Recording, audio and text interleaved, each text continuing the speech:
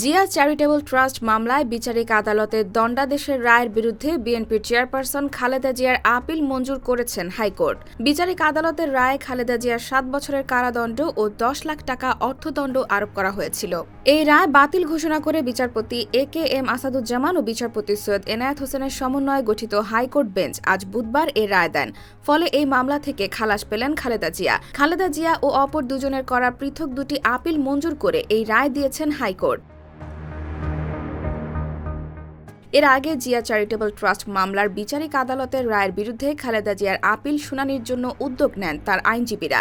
Appeal শুনানির পূর্ব প্রস্তুতি হিসেবে মামলার পেপার বুক তৈরির জন্য অনুমতি চেয়ে খালেদা জিয়ার আবেদন ৩ নভেম্বর মঞ্জুর করেন হাইকোর্ট। এর ধারাবাহিকতায় গত বুধবার আপিল শুনানির জন্য ওঠে। জিয়া চ্যারিটেবল ট্রাস্ট মামলায় 2018 সালের 29 অক্টোবর রায় দেন বিচারিক আদালত।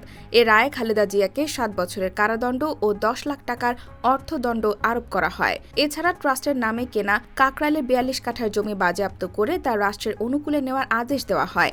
এই রায়ের বিরুদ্ধে একই বছরের 18 নভেম্বর হাইকোর্টে আপিল করেন খালেদা জিয়া। শুনানি নিয়ে 2018 সালের 30 এপ্রিল হাইকোর্টের একটি দ্বৈত বেঞ্চ আপিল শুনানির জন্য গ্রহণ করে খালেদা জিয়ার ক্ষেত্রে বিচারিক আদালতে দেওয়া অর্থদণ্ডের আদেশ স্থগিত করেন। জিয়া চ্যারিটেবল ট্রাস্ট দুর্নীতি মামলায় খালেদা জিয়ার সাজার বিরুদ্ধে গত 20 নভেম্বর আপিল শুনানি শুরু হয়। এর পরিপ্রেক্ষিতে আপিলটি বুধবার আদালতের কার্যতালিকায় ওঠে। IBTV USA, new York.